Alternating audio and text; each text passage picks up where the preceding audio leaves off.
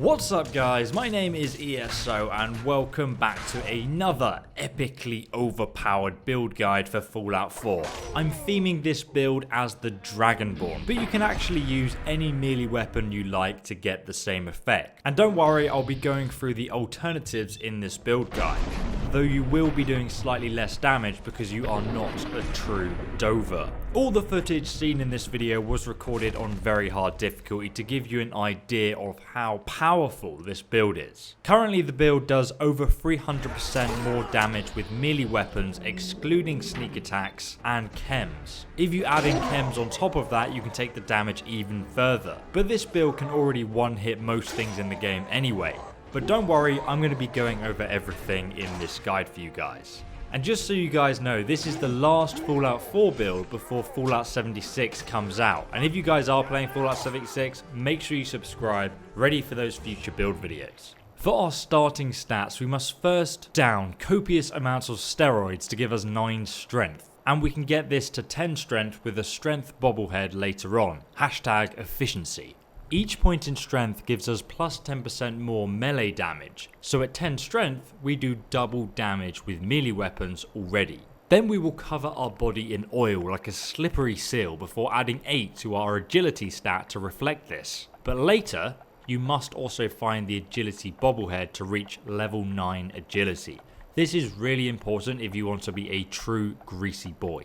Next you will invest 2 points in charisma, and then get that to 3 with the speech bobblehead to seal your fate in the friend zone for the rest of your life because you're a real white knight with the ladies. Now we need to put 2 points in luck, and then we can get the luck bobblehead to get that to 3 luck because you're a lucky guy. Finally, it's really important that we put the remaining point into endurance so you can forever endure the friend zone. Don't forget that when you leave the vault you can also grab the You Are Special book, which is located in your house under your baby's bed to get another point into your endurance. You can also find all the bobblehead locations linked below because I'm a kleptomaniac and I made a guide on how to get them. Now we've gone over the basic stats, let's go over the perks segment of the build. The most important perks are as follows. Firstly, we need to max out the Big Leagues perk as soon as possible. This will make you do double damage with melee weapons and also gain a 20% chance to cripple our opponents in bloody slaughter. So now in total with our 10 strength and maxed out Big Leagues perk, we are doing 200% more damage with melee weapons. Monstrosity! Now put 1 rank into the Blacksmith perk and the Armorer perk to let us upgrade our weapons of choice, which I'll get to later. Now, it is very useful if you want to invest more points here because it's a great skill for settlement building and also building armor and improving weapons in general, but let's be honest, ain't nobody got time for that. If you want to optimize it completely, 1 point each, my friends, 1 point each, no more, stop. As soon as possible, grab yourself the Blitz perk. The most overpowered perk in the game. It makes melee builds amazing. What? I'm just making up words because it's so good. But it is amazing at countering guns. All you need to do is enter VATS, select your target. They can be miles away, it doesn't matter. You will zoom right next to them, defying the laws of physics. We already have a high agility and total action points, so I suggest you use the Blitz perk whenever possible to close the distance between foes before finishing them off outside VATS. But now we can get the Lone Wanderer perk, and at max rank this will make you do an additional 25% damage when you're adventuring without a companion. Hashtag forever alone. Because let's be honest, none of us have friends. And no, Dogmeat does not count as a companion, but it is compulsory guys that you rename Dogmeat Dover Dog. And then you need to tweet me a picture on Twitter of your adventures together. Link to my Twitter page down below in the description, ESO_Danny. Also at max rank, you will get another 25 action points for those sweet kill cams in VATS. Next, we need to max out the Bloody Mess perk. This gives you another 15% damage boost and has a chance of making your foes explode in a glorious mess of blood for Valhalla, my brothers. That's 240% more damage now, by the way, boy. And finally, we have 2 points in the rooted perk, which gives us damage resistances which gives us more damage resistance, and it also gives us 25% more damage when standing still and attacking. This also counts in VATS whenever you attack someone, by the way. So now we do 265% more damage. If you max this perk, anybody who uses this weapon against you will be disarmed. It's not necessary, but it is very helpful. I'm not actually going to do it myself though, because anybody who comes at me, the true Dover, with a melee weapon is dead anyway. Those are the core perks of this build, so you will completely finish your character at level 50, but you'll have loads of spare perk points spare. In fact, another 31 perk points to spend to be exact. And there are lots of different things you can do with this, depending on how you want to customize the build to your playstyle. Like for example, you can spend more perk points in endurance to become more survivable. Or my suggestion is to either invest in luck or intelligence. The smart thing to do, my friends. If you pick intelligence, check out my chem build guide. It's linked down below in the description, and it shows you how to achieve ridiculous damage and resistances by using chems. Like literally, intelligence and chems are the most overpowered mechanics in the game if you understand how to use them. So definitely check out that guide anyway before you make a decision. But if you don't like crafting, I suggest investing in luck. Firstly, the Idiot Servant, which makes you level up even faster.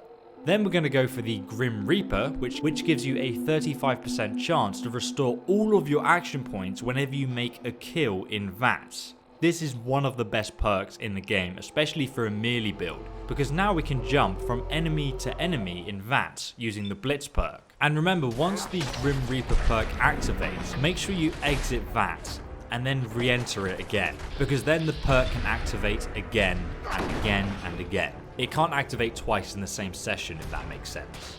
Grim Reaper also pairs really nicely with the 4-leaf Clover perk, the Critical Banker perk, and most importantly the Better Criticals perk, which makes you do 2.5 times more damage in VATS. So that's 600% more damage, guys. That's a lot of damage! And then we have the Pain Train perk. It's super fun, knocking down foes when using power armor, and it makes for easy kills as well. It just looks funny, to be honest, so why not? You can also download a Dover King power armor mod that goes really well with this build. Of course, because you're Dover King, man. Or, depending on your playstyle, we already have a high agility, so we want to invest in the sneak skill and also the ninja perk.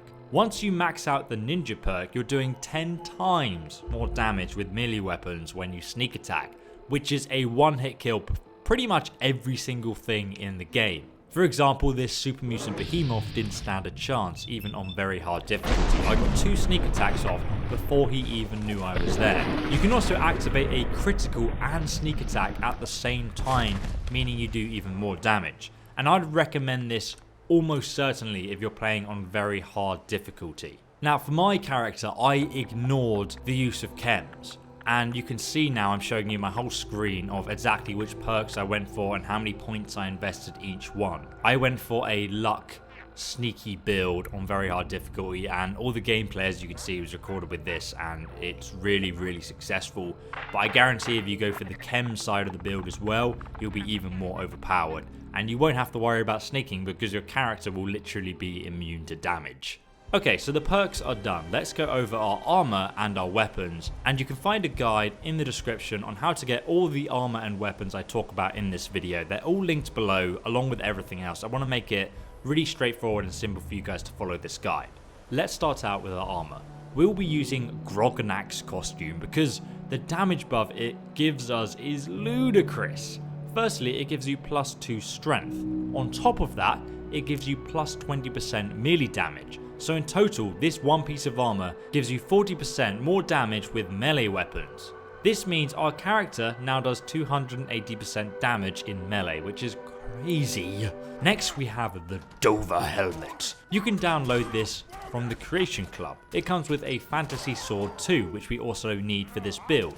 You don't need to do this, but this sword is the best sword in the entire game with a base damage of 35, so I recommend it, and it also fits the roleplay theme I'm going for here. What you need to do now though is take the iron helmet to the workbench and reinforce it. This will give you an additional +1 strength and damage resistance as well. That's on top of the +1 strength and endurance the Iron Helmet already gives you because of its legendary effect. So now we're doing plus 300% damage with melee weapons. Oh my god, ESO, can you stop, please? Finally, let's get our steel sword on the workbench and upgrade it with a sharp blade to increase its base damage from 35 to 51. This is the most powerful base damage melee weapon in the game. That also causes bleeding for a little bit of extra damage, but to be honest, it's absolutely pointless because you kill stuff so quickly anyway. The sword also has a furious legendary effect, meaning it does an additional 15% more damage with each consecutive hit on the same target. That means you do 422 damage on the first hit, then you do 485, and then 549, and so on. Just keep adding 15%. Alternatively, a good weapon to go for is Kremeth's Tooth. It starts off fully upgraded and does a base damage of 28, which is 6 less than the steel sword, but it's free and you don't need to download it from the Accursed Creation Club. If you want, you can use power armor with the full military paint job and the motion assist servos to get a total of +3 strength. However, it removes your current armor bonuses from Grognak's costume and your helmet, meaning you're actually doing less damage, but you do have more defense. Personally, I'd recommend going for the intelligence build and using chems if you want more damage resistance and even more damage. So in my opinion, sack off the power armor. I hope you guys enjoyed this build. If you did, give it a like and comment below on what you want to see next. If you guys are looking for more builds though in Fallout 76, make sure you hit that subscribe button and the bell icon as well, and then YouTube will let you know as soon as those videos come out. You can also become a member of the channel for early access and also, most importantly, to support me as a creator, because that's always madly appreciated, guys. It really is. You guys, you know, you allow me to do this for a living. To shout at myself in a room alone for a living. And I'll see you in the next video. Goodbye, have a good day.